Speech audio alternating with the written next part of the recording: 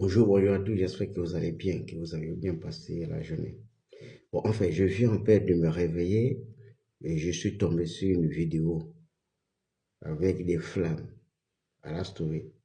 Je rappelle que moi-même, je suis originaire de l'Astoville. Vous voyez la voix rock, c'est parce que j'ai passé au téléphone à avoir un certain nombre d'informations sur le sujet.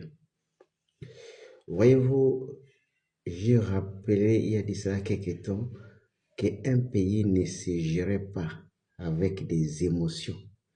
Un pays se gère avec des lois et des principes.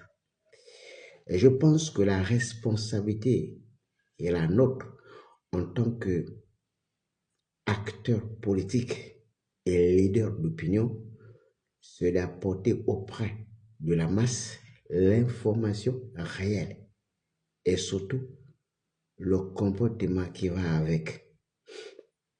Et vous me voyez désolé et certainement triste de constater avec regret que les populations, sinon les femmes de la province de l'Ogooué-Vindo qui ont manifesté légitimement pour réclamer ce qui les revient des droits parce que les pachydermes embêtent la production, ont fait l'objet de traitements qu'on peut considérer comme juste parce qu'il y a eu des négociations et que de l'autre côté à l'Astoville, on passe les étapes d'auvent et des bouées et tout le reste. Mais en ce qui concerne l'Astoville, on a réservé un autre traitement d'une autre dimension avec un autre niveau de violence. La question, elle est simple. On veut juste comprendre pourquoi, pour la même revendication, avec la même méthode et le même procédé, on a deux résultats totalement et diamétralement opposés. Pourquoi à Makoko on négocie et à l'Astoville on sanctionne? Je vais donc essayer d'éclairer la situation parce que jusqu'à preuve du contraire, je maîtrise parfaitement le département de Molondo. Donc je sais que le département de Molondo traditionnellement est composé de 4 cantons avant qu'on ait divise le canton Ogoué, le canton Ponguiléo.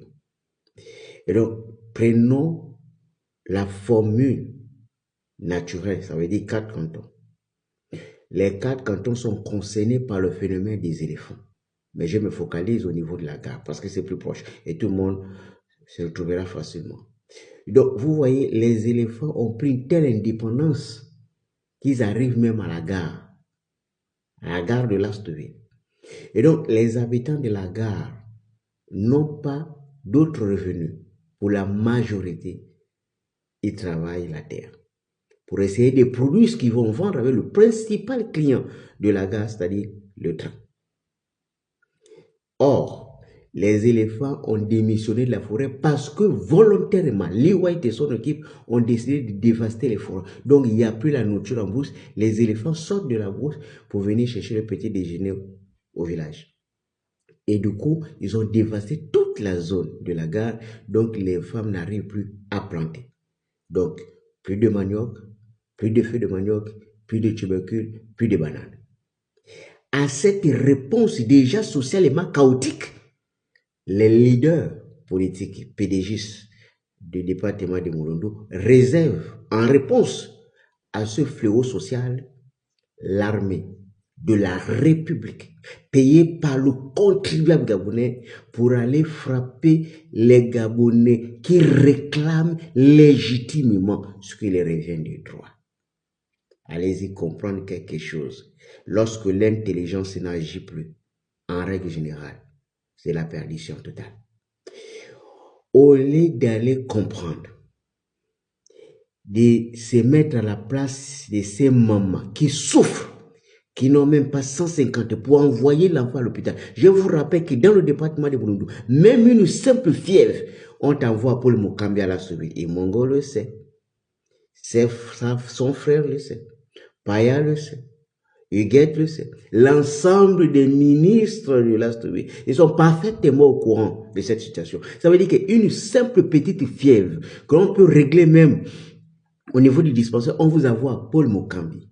Mais imaginez-vous quelqu'un qui ne vend plus la banane, qui ne vend plus le koumou, qui ne vend plus les feuilles de manioc. Où est-ce que la personne va aller trouver l'argent pour aller se soigner Paul Mokambi? C'est la mort programmée que vous réservez à la population. Et à la réponse à cette situation, vous envoyez l'armée pour aller tirer les bombes lacrymogènes sur les populations qui réclament quelque chose qui les revient des droits. Depuis quand et dans quel pays vous avez vu une bombe lacrymogène remplacer le manioc, la banane, le taro et je ne sais quoi d'autre, les tubercules? Vous avez vu ça où?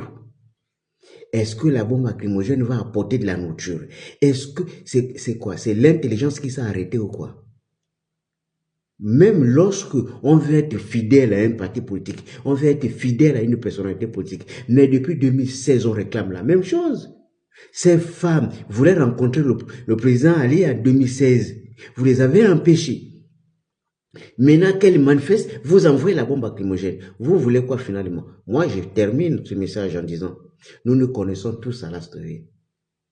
Chaque famille à l'Astronomie se connaît parfaitement. Ça veut dire que si vous allez quand même au-delà en éliminant quelqu'un qui est d'une autre famille, alors que votre famille n'est pas touchée, croyez-moi, il y en aura des conséquences. C'est pas au-delà de la République, c'est une histoire familiale. Ça va avoir des conséquences. Quelqu'un ne peut pas perdre un membre de la famille et accepter que toi, tous tes membres de la famille, personne ne disparaît. Non, c'est pas possible. Est-ce que vous imaginez les conséquences de ce que ça peut faire? Tu ne peux pas aller en ville le matin à l'Astronomie Centre et croiser les membres de la famille de quelqu'un qui a pris l'ordre pour qu'on élimine ta propre mère ou bien ta propre tante. C'est inadmissible. Et donc, si vous réfléchissez un peu, vous allez comprendre que dans un contexte, vous avez écouté Billy Amakoko, il a dit les problèmes de la famille, c'est règle la famille. Vous voulez régler les problèmes de la famille dans la rue et vous envoyez la bombe lacrymogène. C'est quel genre d'intelligence ça? Mais bon, moi, je tenais simplement à vous dire, vous savez, lorsque vous n'avez plus la capacité de proposer quelque chose de mieux, il faut démissionner. Parce que la démission, c'est un acte de courage. Un acte de courage et de patriotisme. Quand tu ne peux pas, tu démissionnes. Quand vous n'avez plus d'imagination, vous n'avez plus la capacité d'aller au-delà de votre diplôme, vous démissionnez. C'est ce qu'il faut faire. Parce que moi, à votre place, j'aurais certainement opté pour la négociation. Parce que c'est la meilleure chose à faire de toute façon. Dans ce genre de cas. Quand vous avez tort, vous négociez. Vous n'employez pas la force. Parce que la force est réservée pour les faibles. À bon entendeur, salut.